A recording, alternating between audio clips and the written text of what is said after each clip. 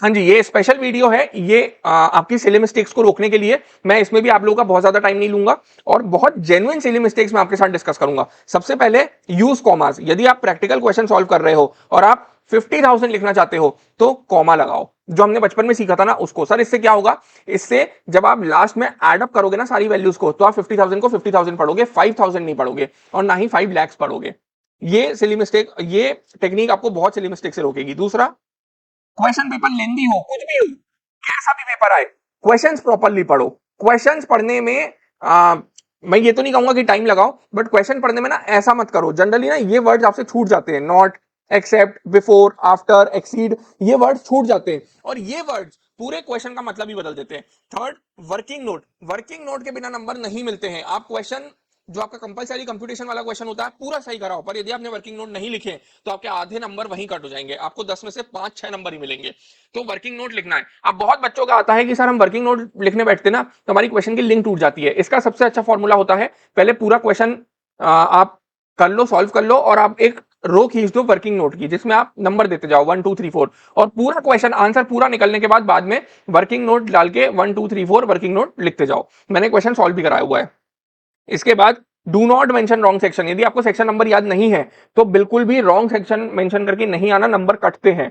Sir यदि हमें section number याद नहीं आ रहा है तो हम क्या लिखे, as per the relevant provisions of CGST act 2017 या फिर as per the relevant provisions of IGST act 2017। IGST act तब मेंशन होगा जब प्लेस ऑफ सप्लाई से रिलेटेड क्वेश्चन आएगा, ठीक है। अब बहुत सारे बच्चे क्या गलती करते हैं, as per the relevant provision of GST act. भाई जीएसटी एक्ट कोई है ही नहीं, सीजीएसटी एक्ट है, एसजीएसटी एक्ट है, आईजीएसटी एक्ट है, ठीक है। अब कुछ जीएसटी स्पेसिफिक मैं आपकी सिली मिस्टेक सुधारने आया हूं। सबसे पहले बच्चे टाइम ऑफ सप्लाई में गलती करते हैं। क्या गलती करते हैं, बच्चे ना जल्दबाजी में भूल ही जाते हैं कि ये एफसीएम का टाइम ऑफ सप्लाई अलग है, आरसीएम का अलग है। बच्चे ये देखते हैं यार ये टाइम ऑफ सप्लाई का क्वेश्चन है और गुड्स का क्वेश्चन है, डेट ऑफ इनवॉइस और date of issue of invoice whichever is earlier. अरे नहीं भाई, फॉरवर्ड चार्ज का अलग होता है, रिवर्स चार्ज का अलग होता है, तो इसका ध्यान रखना। यदि फॉरवर्ड चार्ज का है तो फॉरवर्ड चार्ज वाला लगेगा, यदि रिवर्स चार्ज का है तो रिवर्स चार्ज वाला टाइम ऑफ सप्लाई प्रोविजन लगेगा। सेकंड, आईटीसी सेट ऑफ में बिल्कुल गलती मत करना। आपका जो क्वेश्चन नंबर 5 होता है कंपलसरी क्वेश्चन, उसमें आईटीसी सेट ऑफ काम आता ही है। सबसे पहले आपको आईजीएसटी का क्रेडिट खत्म करना है, फिर आपको सीजीएसटी का क्रेडिट खत्म करना है और फिर आपको एसडीएसटी के क्रेडिट पे जाना है और उसको खत्म करना है। इसी सीरीज से क्रेडिट हमेशा खत्म होंगे, ठीक है। थर्ड पॉइंट बहुत इंपॉर्टेंट है, बच्चों को बहुत कंफ्यूजन होता है और बच्चे बहुत गलत लिख के आते हैं नॉन टैक्सेबल सप्लाई और एग्जाम सप्लाई में। तो अब आप इस बात को बिल्कुल रट लो, नॉन टैक्सेबल सप्लाई में 6 ही चीजें आती है। एक alcoholic liquor for human consumption, कौन सी, ब्लेंडर स्प्राइट, और बाकी 5 पेट्रोलियम प्रोडक्ट्स, ठीक है, यही नॉन टैक्सेबल सप्लाई है। एग्जाम सप्लाई मतलब जो हम लिस्ट पढ़ते हैं ना, charitable, religious sector, legal services, government services, educational, health care, वो होती है एग्जाम सप्लाई। बच्चे ना पेट्रोलियम प्रोडक्ट को भी एग्जाम सप्लाई लिखाते हैं, नहीं, दोनों अलग अलग है। नॉन टैक्सेबल सप्लाई मतलब ऐसी सप्लाई जो जीएसटी के अंदर टैक्स नहीं होती, और एग्जाम सप्लाई मतलब ऐसी सप्लाई जिसपे टैक्स रेट तो है, गवर्नमेंट ने अभी एक नोटिफिकेशन इशू करके एग्जाम किया हुआ है। इसके बाद आईटीसी में दो बहुत जो मिस्टेक्स होती हैं वो ये, एक तो 180 डेज आईटीसी रिवर्सल वाला पॉइंट, मतलब यदि रेसिपिएंट ने सप्लायर को विद इन 180 डेज पेमेंट नहीं किया तो आईटीसी रिवर्स करना पड़ता है। बच्चे क्वेश्चन में ये करना भूल जाते हैं। Second, ITC on lot basis आपको कब मिलता है, on the receipt of last lot, ठीक है।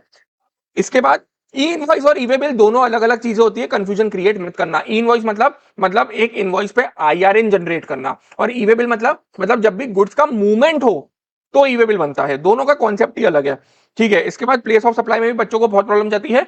सबसे पहले बच्चे यही नहीं समझ पाते कि सीजीएसटी एसजीएसटी कब चार्ज करना और आईजीएसटी कब चार्ज करना है, बहुत आसान है।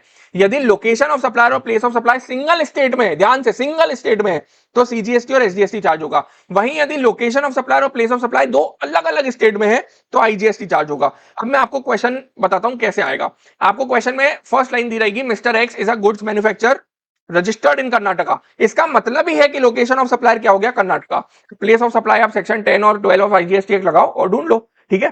तो इसके साथ जो आ, बीते दिनों में मैंने कुछ मॉक टेस्ट कंडक्ट किए थे, वहां से पेपर चेकिंग के समय जो मेरे को ऐसा लगा कि बहुत गलतियां हो रही हैं, मैंने उसको यहाँ पे मेंशन किया है, ठीक है।